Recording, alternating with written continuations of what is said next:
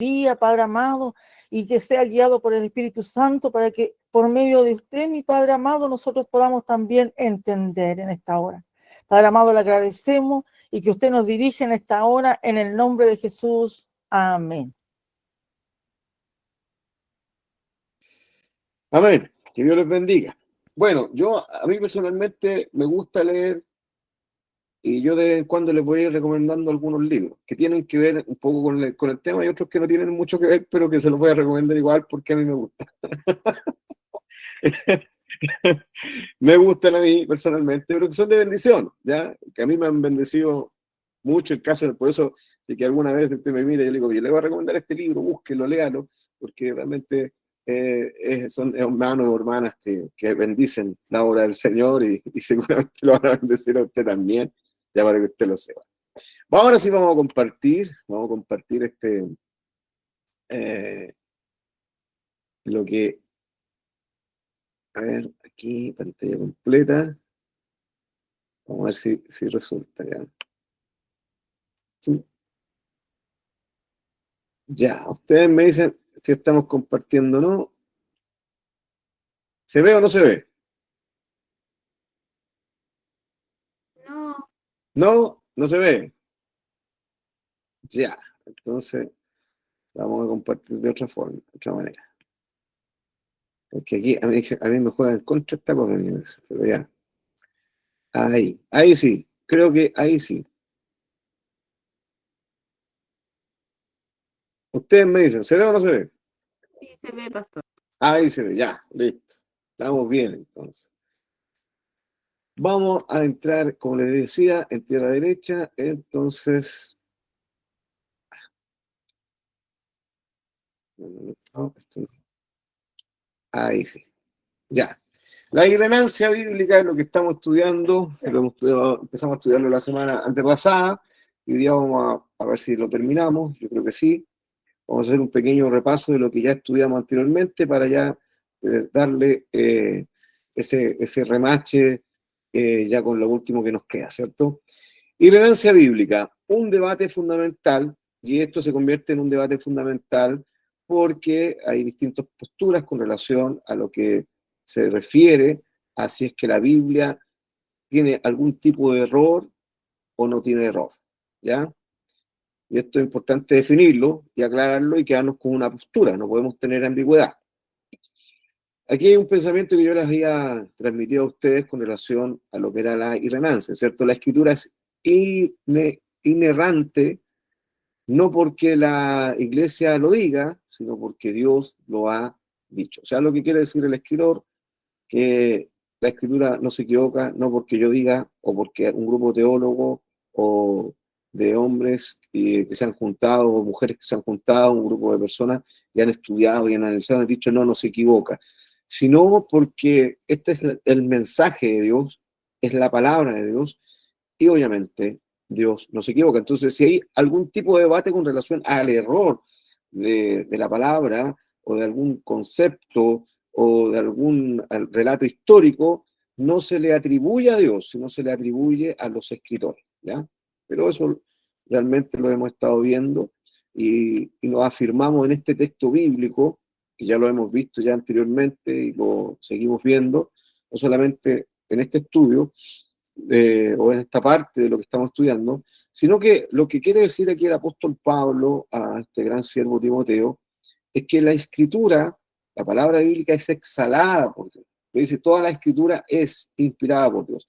Y el concepto todo, en el griego y en el hebreo y en el latín y en el español, el concepto todo es todo. O sea, aquí aborda toda la escritura, todo lo que nosotros entendemos y conocemos y reconocemos como la escritura bíblica, la palabra de Dios, la Biblia, para nosotros es inspirada por Dios, o sea, exhalada por Dios.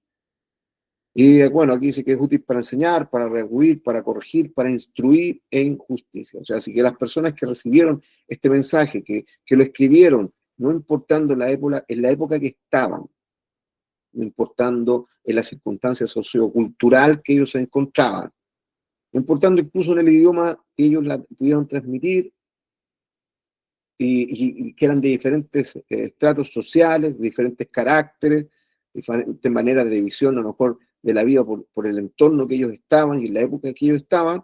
Dios utilizó toda su personalidad, toda su visión de vida, su visión sociocultural, para plasmar un mensaje preciso y perfecto, un mensaje que no se equivocaba, ¿ya? Eso es importante que nosotros lo vamos a comprender. Bueno, aquí hablamos nosotros de a qué se refería la palabra inerrancia. Entonces dice, la inerrancia bíblica es una doctrina central que sostiene que la Biblia es, en sus manuscritos originales, está libre, y esto no aclara la palabra. Aquí abreviamos un poco esta palabra, abrevia este concepto, que es, está libre de error en todo lo que afirma. Eso es la postura de la inerrancia, que está libre de error. Esta convicción es fundamental para la teología conservadora y evangélica. ¿Ya? O sea, nosotros somos evangélicos, somos también conservadores, somos continuistas también. ¿Ya? Entonces, eso es muy importante que nosotros lo podamos ver y analizar. Entonces, hablábamos que la comprensión de la inerrancia bíblica tenía posturas, ¿ya?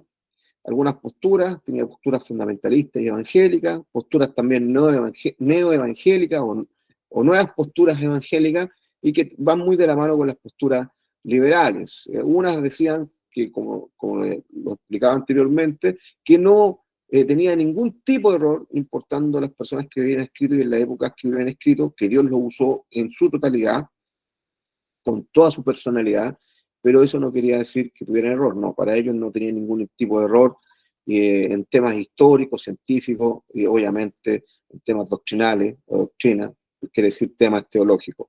Pero hay otras posturas que la verdad dicen, bueno, sí, en algunos conceptos sí tiene error, como en algunos detalles científicos, como en algunos detalles históricos, porque obviamente los escritores de esa época no tenían la claridad o no tenían la visión más amplia que tenemos en la actualidad sobre la ciencia, sobre la historia, o que hay algunos hallazgos o algunos lugares que se han escrito que supuestamente no estaban ahí alineados o no se encontraban en ciertos lugares que se dijeron, o no se han encontrado esos hallazgos de ciertas ciudades. Entonces, no se puede afirmar. Y en temas científicos que no se pueden explicar a la luz de todos los adelantos que hay ahora, y que muchas afirmaciones que se hicieron científicamente en la época no son acertadas o tan justas o tan acertadas por lo que realmente nosotros conocemos en la época. Pero que en cosas de salvación y fe, en eso no hay error. Pero aquí también nos produce una nueva problemática, ¿ya? Y la verdad es que eso es lo que nosotros entramos en debate, donde personalmente, si nosotros pensamos que la palabra bíblica tiene algún tipo de error, también podemos entender o comprender que puede también equivocarse en cosas que son fundamentales, ¿ya?, para nuestra vida cristiana. Y que obviamente va mellando un poco la autoridad de la Biblia. O sea, si la Biblia comete algún error, aunque sea mínimo, podemos decir, bueno, ¿qué impide que se haya equivocado en otras cosas más importantes y más fundamentales? O sea, hay ciertas grietas en relación a la inerrancia bíblica. Ahora, la inerrancia bíblica para nosotros, o que la Biblia no comete ningún error, es tan importante, es tan fundamental, y es fundamental para nuestra doctrina y para la ética que nosotros creemos, que es la ética obviamente bíblica. Porque dice, si la Biblia yerra en asuntos no esenciales, como yo le explicaba, ¿cómo podemos confiar en sus enseñanzas sobre la naturaleza humana, sobre las relaciones, sobre la sexualidad, o sobre el estilo de la vida que nosotros debemos llevar? En diferentes épocas, diferentes tiempos, o diferentes épocas de la línea del tiempo, usted sabe que hay diferentes costumbres que a lo mejor se respetan, pero para la actualidad, para nosotros no tienen ninguna importancia y ninguna relevancia. Son diferentes las costumbres que tenemos ahora en este tiempo, en este siglo, con las que hace 1000 años atrás experimentaban o vivían las personas. Entonces, podemos, ¿cómo se llama? Podemos decir, no, esto no ajusta para esta época y por lo tanto no es necesario que nosotros las hagamos o que las practiquemos. Pero la palabra bíblica trasciende más allá del tiempo y sigue afectando en la profundidad de la esencia humana, como en sus relaciones y en todas sus conductas de estilo de vida. Entonces, es tan importante que nosotros podamos reafirmar que la revelación bíblica, la revelación de la palabra de Dios, verdaderamente no tiene error alguno, ¿ya? Y aquí también podemos ver en los precedentes históricos de la duda. La historia muestra que dudar de pequeños detalles bíblicos puede llevar a cuestionar hechos históricos y doctrinales centrales. Entonces esto quiere decir que puede erosionar, o sea, puede hacer algunas grietas o algunos forados, romper nuestra seguridad y nuestra firmeza en nuestros conceptos de fe.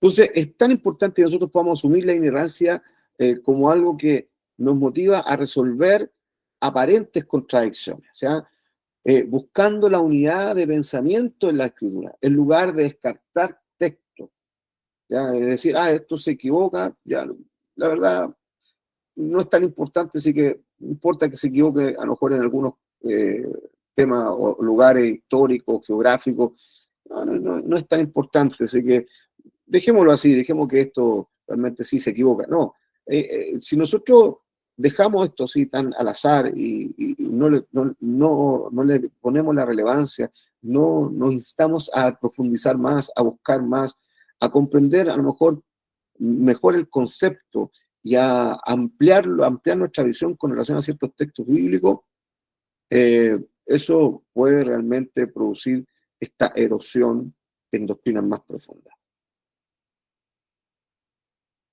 Bueno, hablamos con relación a lo que es la inerrancia bíblica,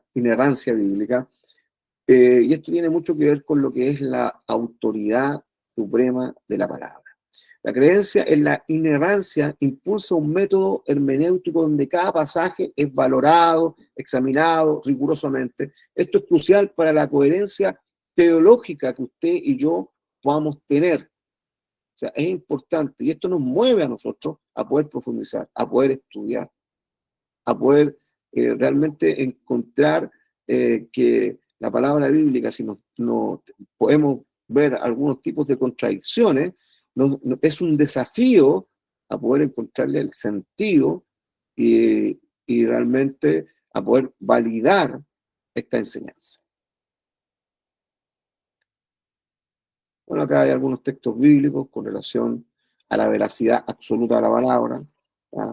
Voy a leerle solamente uno. Por ejemplo, Salmos 12:6 dice: las palabras de Jehová son palabras limpias, como plata refinada en el horno de tierra, purificada 7 veces. Honesta, una palabra clara, una palabra entendible y una palabra que no se equivoca. También hablamos de la autoridad inmutable, o sea que la palabra no cambia, ¿ah? No se muda, no cambia, ¿cierto? Como dice Mateo 5:18, hasta que pase el cielo y la tierra, no se perderá ni una letra ni una tilde de la ley, hasta que todo se haya cumplido. ¿Saben? Esto reafirma, esto, bueno, lo dijo Jesucristo, ¿ya? Ahí se refirió directamente a la inmutabilidad, porque la palabra no cambia, así que se mantiene, no se equivoca. Bueno, obviamente, si nosotros tomamos la postura de los nuevos evangélicos, las nuevas posturas cristianas evangélicas o las posturas liberales, entramos en este concepto de que para nosotros la inerrancia o inerrancia, que diga, tiene limitantes, o sea, es limitada. Quiere decir que guarda ciertas problemáticas o ciertos errores. Entonces, dudar de la inerrancia en aspectos no esenciales puede llevar a, como les decía, una erosión gradual de la autoridad bíblica en áreas cruciales de la palabra cristiana. O sea, puede irse carcomiendo poco a poco nuestra confianza en la palabra. ¿Y en qué realidades fundamentales puede empezar a existir esta erosión? En implicaciones que son directamente para nuestra vida cristiana, la conducta cristiana, como cuáles, como la naturaleza del ser humano, nuestra naturaleza, la naturaleza del hombre, la naturaleza de la mujer ante Dios, las relaciones interpersonales y familiares, ¿ya? La visión de las conductas que nosotros tenemos que tener en nuestra realidad de vida, personales, familiares, estilos de vida y moralidad, sexualidad y género, que ustedes han visto que hay muchas tergiversaciones en la actualidad, incluso con movimientos que se dicen ser movimientos cristianos, que vienen de conceptos liberales, pero que sí dicen creer en Dios, que independientemente ellos dicen que Dios sí acepta su realidad, que a lo mejor no condice con lo que la palabra o con la identidad que uno tiene que tener sexual y de género ante Dios, ¿cierto? Todo el tema del lesbianismo, el homosexualismo. Entonces, tratan de encajar estas realidades como realidades que Dios acepta, y lo acepta a través de la palabra y porque los tiempos han cambiado. Pero no es así. La palabra se mantiene y sigue firme. Dios no necesita tratar de ir ajustando su palabra para que nosotros seamos buenos simpatizantes del reino de Dios, para nada. Bueno, también en la voluntad, en las emociones. Entonces, si la Biblia puede equivocarse en detalles históricos, ¿por qué no en estas áreas que yo le acabo de leer a cada uno de ustedes, que influyen directamente en nuestra vida y en la profundidad de nuestra vida como creyentes? Entonces, es tan importante, y usted me dirá, pucha, pastor, pero ya todo esto que estamos estudiando, que profundizando y reafirmando la importancia de la inerrancia en la palabra bíblica, de creer que toda la palabra es palabra inspirada y que no se equivoca la palabra. ¿En qué afecta en mi predicación? ¿En qué afecta que yo transmito un mensaje en mi palabra? Que Dios me ha puesto, que me ha dado, o en esta privilegio que me da para transmitir el mensaje. Primero, afecta porque nosotros vamos con la plena y absoluta seguridad que lo que estamos transmitiendo es conforme a lo que Dios ha dicho. Y también nos da una mayor claridad para nuestras vidas de la responsabilidad que lleva a transmitir la palabra, ¿ya? O sea que nosotros no podemos añadirle ni quitarle, no podemos inventar cosas, y también no podemos interpretarla a nuestra manera. O sea, este no es nuestro mensaje, este es el mensaje de Dios y tenemos que transmitirlo tal y cual es. Incluso nosotros tenemos ejemplos fidedignos de personas que quisieron interpretar de una forma las cosas y por eso tuvieron consecuencias. Por ejemplo, Moisés. Usted me dice, pero pastor, ¿cómo, dónde, cuándo? ¿Cómo Moisés? Si Moisés era un hombre tan fiel, tan leal, un hombre tan correcto. Claro que lo era, pero en un momento de ira, Moisés, cuando Dios le dijo que le hablara a la peña, pero Moisés en un momento de ira, molesto con el pueblo, golpeó 2 veces la peña para que saliera agua. Y desde ese momento, Moisés fue juzgado y por lo tanto él no pudo entrar en la tierra prometida. ¿Por qué? Porque Moisés era el mensajero de Dios y todo lo que ellos veían y todo lo que ellos escuchaban de Moisés se tomaba como el mensaje y la palabra que Dios quería, o la voluntad que Dios quería para el pueblo. O sea, era Dios a través de Moisés. Pero Moisés ejecutó algo que no era la forma que debía ser ejecutada, un mensaje que no debía ser ejecutado como él lo ejecutó, y lo ejecutó porque él estaba molesto, y no porque Dios estaba molesto, sino Dios le había dicho, háblale a la peña. Pero él se enojó. Entonces, el pueblo podía ver que a lo mejor pensar, y Dios se enojó con nosotros. No, no era así. Entonces es tan importante que nosotros plasmemos cómo está la palabra. Y por eso confiar que la palabra no se equivoca nos da seguridad, pero también a la vez una mayor responsabilidad. Bueno, aquí seguimos reafirmando en qué cosas también están los debates en relación a qué es lo que se puede equivocar la palabra o estas líneas que están insertas en el mismo pensamiento cristiano con relación a qué cosas a lo mejor se piensa que no son tan claras o se han equivocado, no son explicadas, o hay debates. Por ejemplo, en Génesis, la cuestión de la creación, el diluvio, también el tema de las palabras proféticas como el Apocalipsis.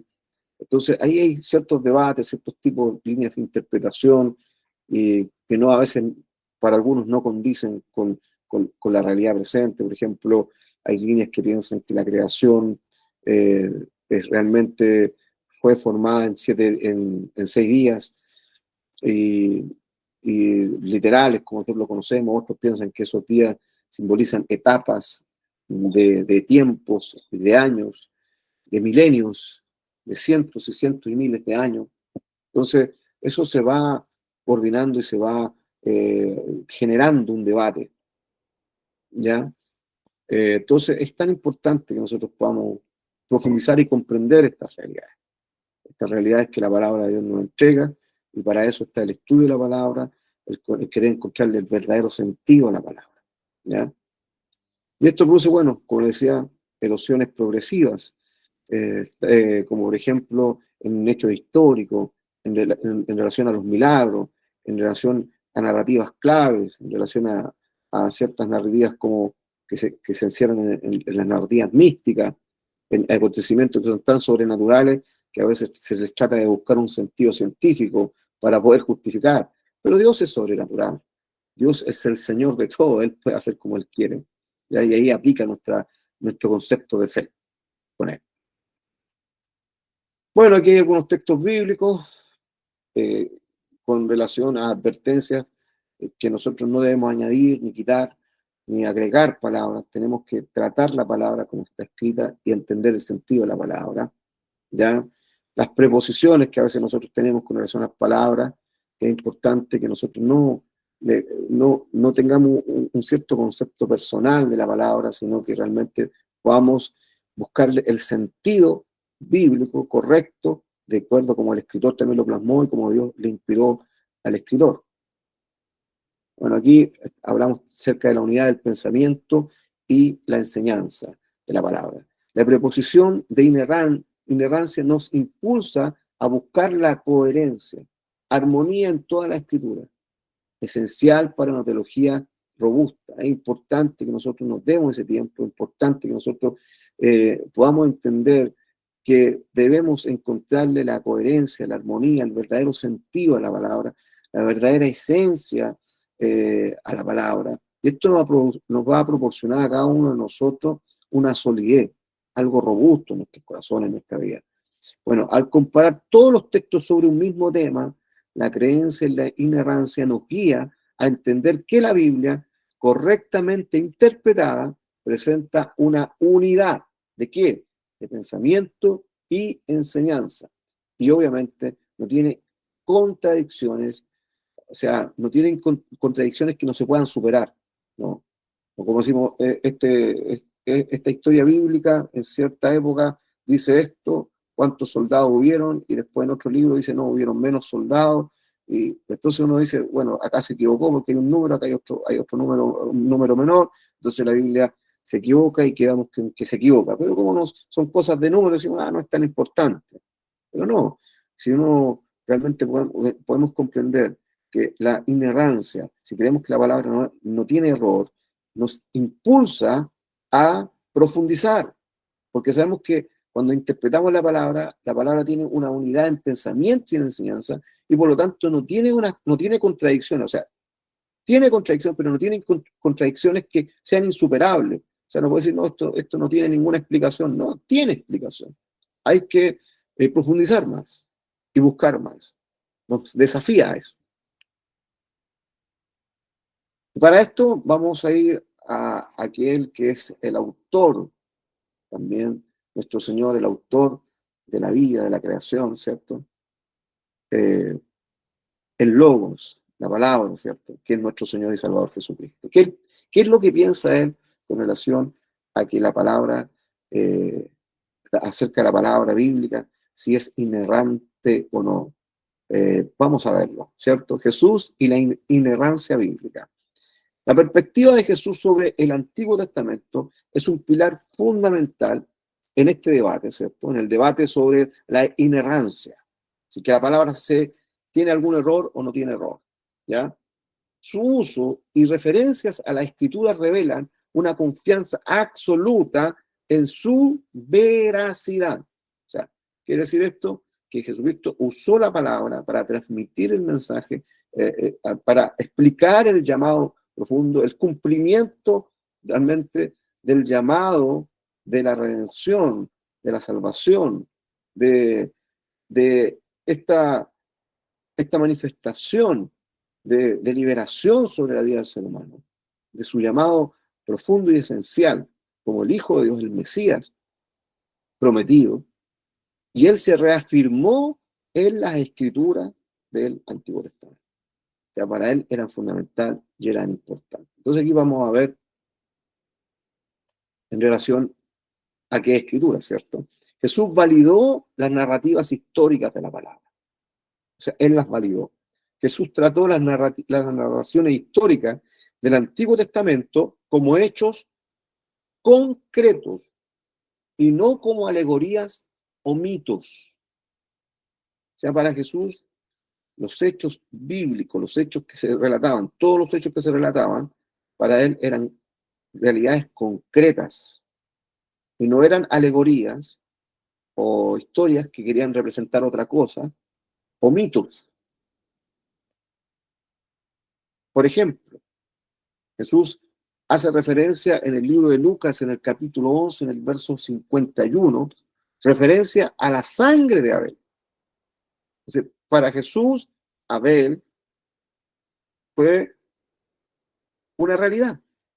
Dice el versículo 51, desde la sangre de Abel hasta la sangre de Zacarías, que murió entre el altar y el templo, si os digo que será demandada de esta generación. O sea, este hecho histórico de los primeros seres humanos, los primeros hombres en la tierra, hijos de Adán y Eva, Caín y Abel, este hecho histórico para él era una realidad, no era un mito, no era una alegoría. Él lo transmitió, lo reafirmó este hecho para él transmitir el mensaje y transmitir su llamado, reafirmar su llamado. También podemos ver que para Jesucristo el diluvio era un hecho histórico. No era tampoco una alegoría, no era una historia una leyenda que era transmitida de generación en generación para que nosotros pudiéramos comprender o para que las personas de su época pudieran comprender alguna enseñanza más profunda. Miren lo que dice Mateo 24, del 37 al 39. Más, como en los días de Noé, así será la venida del Hijo del Hombre. Porque como en los días antes del diluvio estaban comiendo, bebiendo, casándose y dándose en casamiento hasta el día en que Noé entró en el arca y no entendieron hasta que vino el diluvio y se los llevó a todos. Así será también la venida del Hijo del Hombre.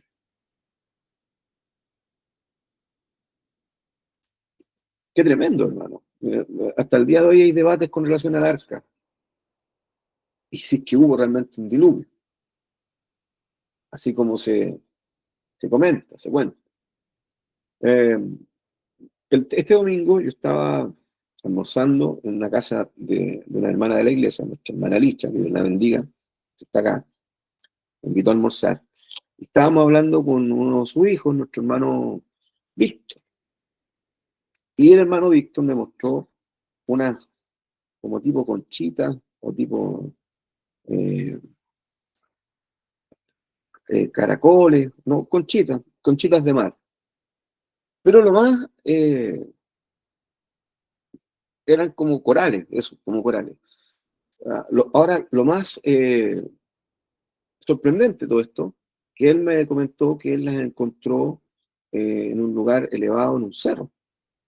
No es que alguien haya comido eso, no, eran como corales. O sea, que eso estaban ahí. ¿Cómo llegaron ahí? Y así, ¿cuántos descubrimientos más se han podido ver? Bueno, ahí entramos en varias explicaciones, pero no deberían por qué estar ahí, ¿cierto? Como hallazgos. Entonces, para Jesús, el diluvio fue una realidad literal, concreta, histórica. O sea, el escritor no se equivocó en este relato para Jesús. Y de ahí él toma una enseñanza, demostrándole a la generación o a las personas que estaban alrededor de él y haciendo una comparativa de por qué el diluvio ocurrió y cómo estaba el carácter de las personas de ese tiempo y que se iban a parecer o se parecerían también al carácter de las personas del tiempo del fin. Jesús también habla en Juan 8:56 acerca de Abraham. Abraham y el día de Jesús. O sea, cuando Jesús dice que Abraham vio, o sea, pudo visualizar, y esto es como una visualización profética, pudo visualizar el sacrificio de Cristo. Dice, Abraham vuestro padre se gozó de que había de ver mi día y lo vio y se gozó. ¿Ya? Sobre la victoria de Cristo, sobre la manifestación de Jesucristo. O sea, Jesucristo, nuestro Señor, Jesús, habla de Abraham. Lo ratifica históricamente. Aquí todo lo que hemos hablado son personajes históricos o circunstancias históricas que son desde los comienzos, o sea, de muchos miles de años antes de Jesús, o de algunos de 2000 años antes de Jesús. Entonces, es tan importante que nosotros podamos comprender que para Jesucristo, la palabra, la historicidad de la palabra, o la historia que la palabra transmitía, los eventos históricos para él eran algo verídico y sin error. Aquí tenemos otro acontecimiento. O sea, todas estas son investigaciones, incluso si usted puede ver aparte, siempre hay debates con relación a todos estos eventos que yo estoy transmitiendo, sobre todo a este específicamente, sobre Sodoma y Gomorra y lo que ocurrió. Jesucristo también en el libro de Lucas, en el capítulo 17, en el verso 28 al 32, habla acerca de Sodoma y Gomorra. Dice, asimismo como sucedió en los días de Lot, comían, bebían, compraban, vendían, plantaban, edificaban. Mas el día en que Lot salió de Sodoma, llovió del cielo fuego y azufre y los destruyó a todos. O sea, ratifica el relato ya histórico de Génesis, lo ratifica. Así será el día en que el Hijo del Hombre se manifieste. En aquel día, el que esté en la azotea, en sus bienes y sus bienes en casa, y no descienda a tomarlos, y el que en el campo asimismo no vuelva atrás, acordado de la mujer de Lot. Y también habla acerca de la mujer de Lot que quedó convertida en estatua de sal. Entonces, para él, estos relatos son relatos reales, verídicos, los confirma, los reafirma. Reafirma que en estos relatos, que hay tantas veces controversia y cuestionamientos, que pueden decir que la palabra a lo mejor se equivocó, o que esto es un relato alegórico para dar otro tipo de enseñanza, que esto a lo mejor no sucedió así literalmente. Para Jesús, estos eran relatos históricos, literales, que sucedieron. Bueno, yo le creo a nuestro Señor, ¿no? Le creo a Jesús. Mire, Jesús y los relatos míticos, ¿ya? Es notable que Jesús eligiera precisamente aquellas historias que muchos críticos modernos consideran mitos como la base de sus enseñanzas más profundas. O sea, Jesucristo tomó enseñanzas profundas para transmitir a aquellos que lo escuchaban y lo tomó de estos relatos que para algunos críticos que hasta la actualidad los consideran relatos como mitos, ¿ah? Mitos o leyendas, relatos que verdaderamente es difícil comprobarlo o que realmente nunca existieron y no fueron así como se contaron. Como por ejemplo en el libro de Mateos, en el capítulo 2, en el verso 39 al 41, toma un relato que es controversial hasta el día de hoy. El versículo 39 dice, y él respondió y dijo, la generación mala y adúltera demanda señal, pero señal no les será dada, sino la señal del profeta Jonás. Entonces, ratifica que Jonás existió, porque estuvo Jonás en el vientre del gran pez 3 días y 3 noches. O sea, literalmente para Jesús, Jonás estuvo en el vientre de un pez, de un gran pez, 3 días y 3 noches. Así estará el Hijo del Hombre en el corazón de la tierra 3 días y 3 noches. Los hombres de Nínive se levantaron en el juicio contra esta generación y la condenarán, porque ellos se arrepintieron a la predicación de Jonás, y aquí más que Jonás en este, y aquí más que Jonás en este lugar. O sea, que él es una señal más fuerte que lo que es la señal de Jonás. Entonces, para Jesucristo, todo el relato de Jonás es verídico. Todo lo que vio Jonás fue así, incluyendo a este gran pez y lo que experimentó Jonás en el vientre del pez. Los debates a veces están, no, es que puede ser alegórico, no creemos que Jonás hubiera estado en un pez, es imposible. Para algunos puede que sea posible, pero que sea en un segundo, en un instante, y después salga de un gran pez, de una ballena. Pero la verdad es que para Jesús esto fue una realidad, porque esto es un acontecimiento también movido sobrenatural y poderosamente por Dios. ¿Ya? No saquemos ese factor a un lado. Esto no es una casualidad, no es que los planetas se alinearon, sino que esto realmente es obra directa del Dios único, real y poderoso, creador del universo. ¿Habrá algo imposible para él? Esto no era nada para él. ¿Ya? Entonces tenemos que mantener esos conceptos, y para Jesucristo estos relatos eran una realidad. No hay error. ¿Ya? Para Jesús la Biblia era la autoría máxima. Para él la palabra bíblica, toda la palabra bíblica, era la mayor autoridad en la cual él se podía sostener escrituralmente. Jesús usó las escrituras del Antiguo Testamento como la autoridad máxima en sus controversias con los escribas y fariseos, o sea, en todos sus debates, en todos sus encuentros que tuvieron. Para Jesús la palabra era la herramienta fundamental o la base fundamental que él tenía para fundamentar sus enseñanzas, el mensaje que él tenía que entregar. Mateo 5, 17, 20, él no vino a abolir la ley o los profetas, sino a cumplirlos.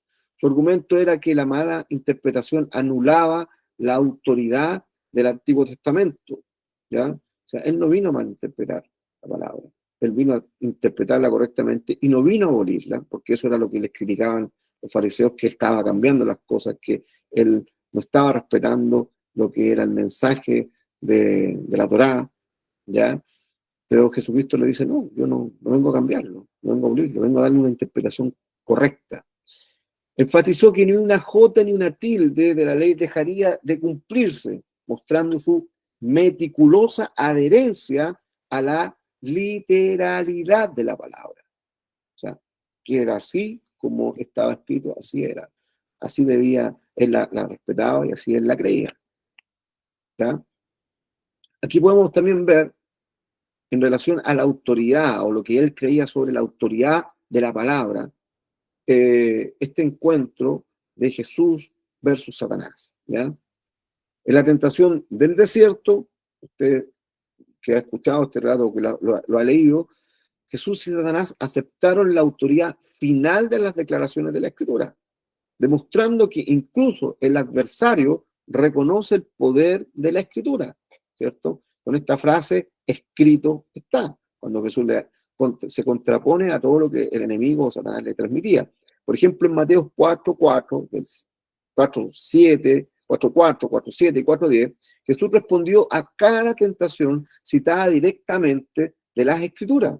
Una declaración, una clara afirmación del carácter inerrante de la Escritura. O sea, Jesús se contrapuso a toda la mala interpretación o todo el sentido que Satanás quería darle a la Escritura para confundir y turbar a Jesús.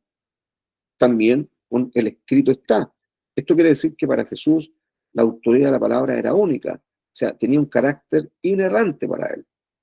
Por ejemplo, Satanás respondió en Lucas 4:4 al 13, Satanás también intentó citar la Escritura, aunque tergiversando la escritura, lo que evidencia su reconocimiento de su peso, del peso de la escritura.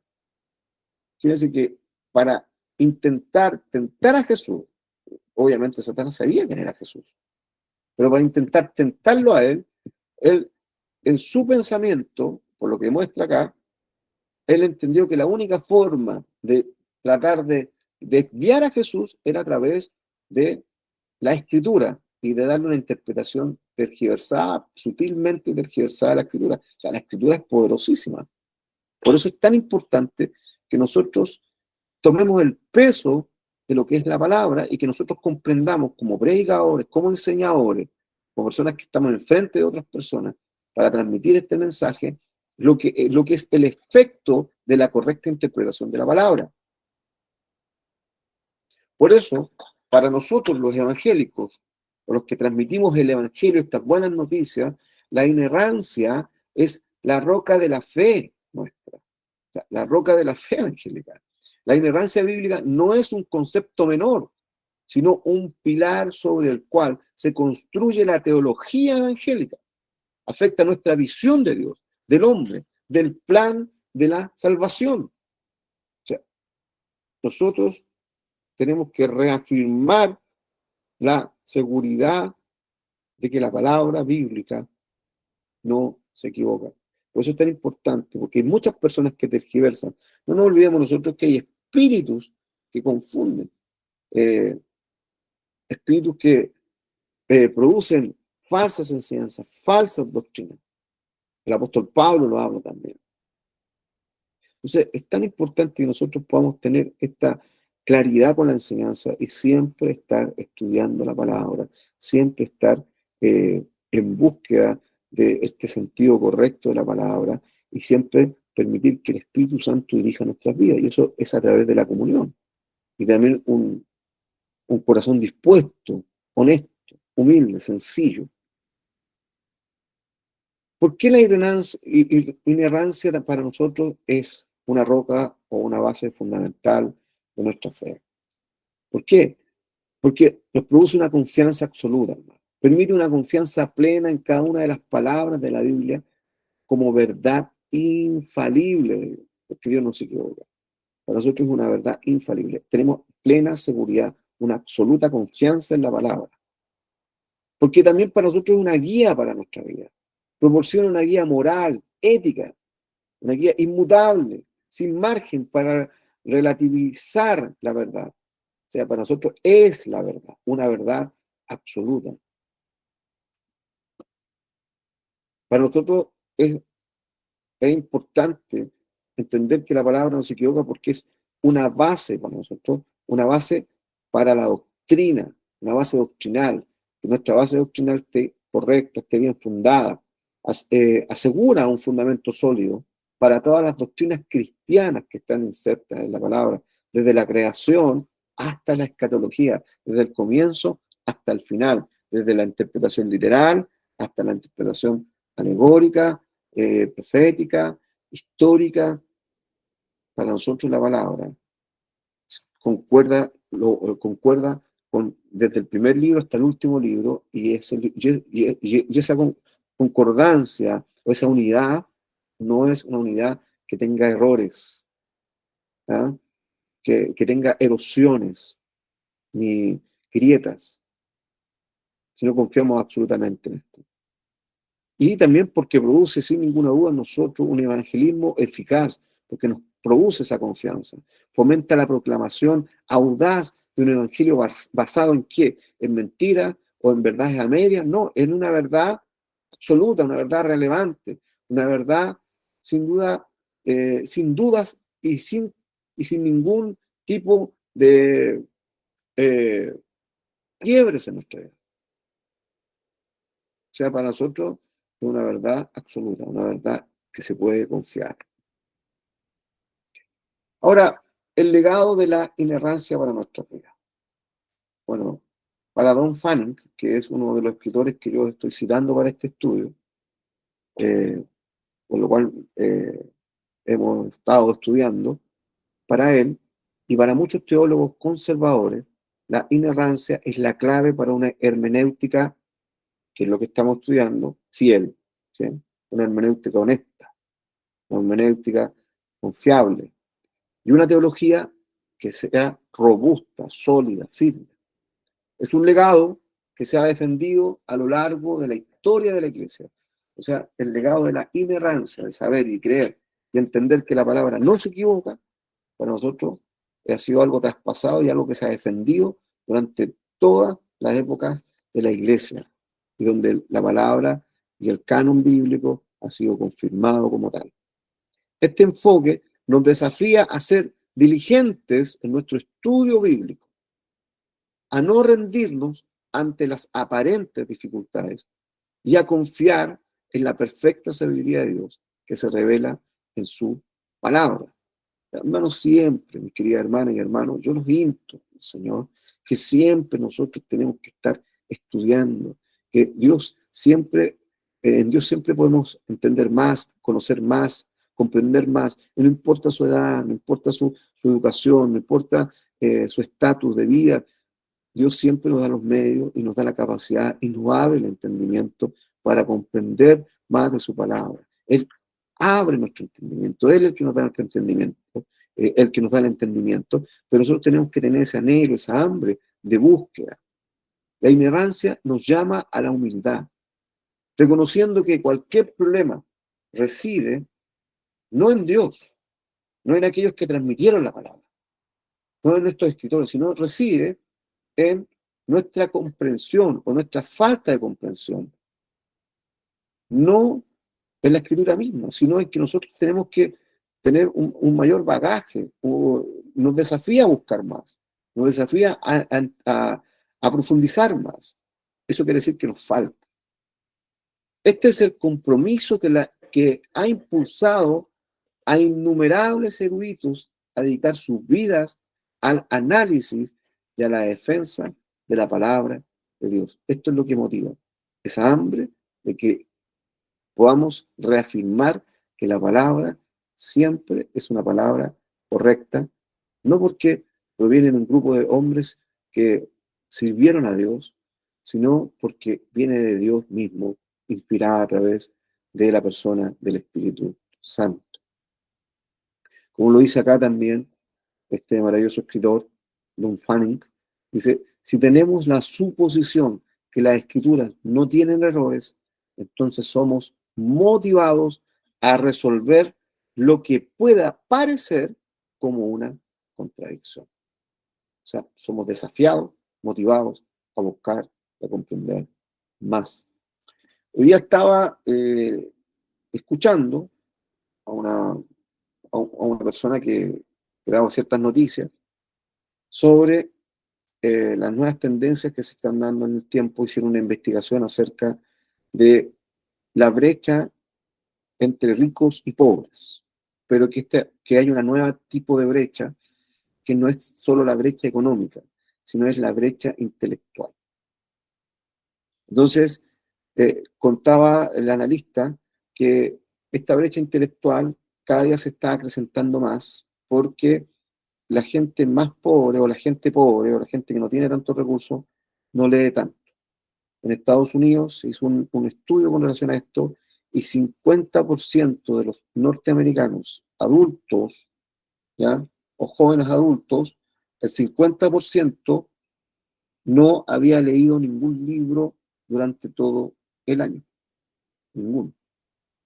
Y que el aumento de pantallas, el aumento de información rápida, información de minutos y todo rápido, eso también había potenciado que no se leyera.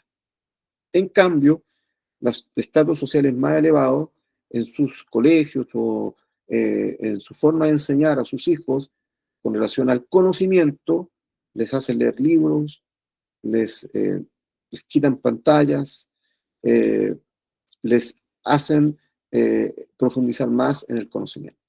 Y eso está produciendo una brecha, no solamente económica, sino una brecha intelectual. Entonces, Yo leí hace un tiempo atrás un maestro que, bueno, un libro acerca de enseñanza. Él decía y siempre instaba a sus alumnos, le decía, les preguntaba cuál era el último libro que había leído en el mes. Eh, porque hay un estudio, hermanos. ¿Por qué les insto a leer? Porque hay un estudio, porque hay mucho que leer, mucho, mucho.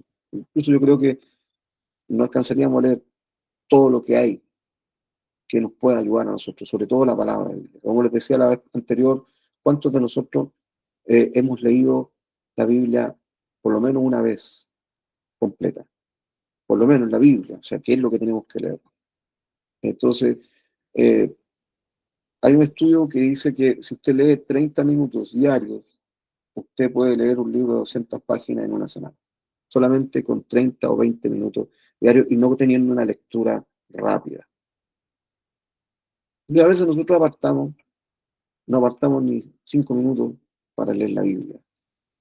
O cometemos el error que nosotros como predicadores a veces tenemos, que nos preparamos cuando nos dicen que tenemos la oportunidad del sermón o la enseñanza.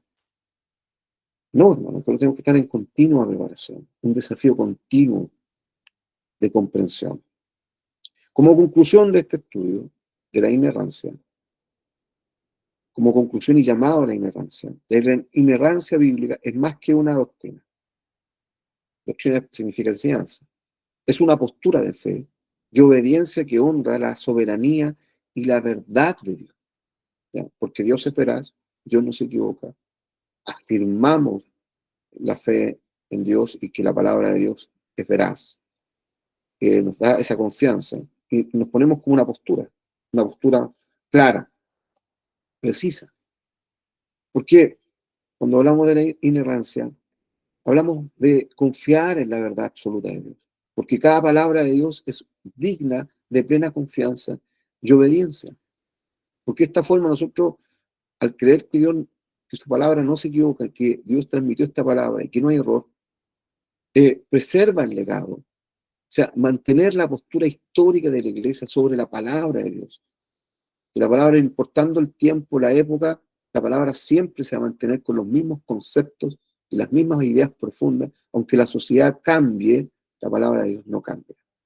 Fortalece nuestra fe en Dios como una base inquebrantable para la vida cristiana en medio de un mundo lleno de incertidumbres y de confusiones, o una sociedad de confusión, de incertidumbre. Y cuando hablamos de mundo, esta palabra mundo, no nos referimos solamente al globo terráqueo, no nos referimos a la humanidad, nos referimos al cosmos, al concepto del pensamiento que está prevaleciendo en el tiempo.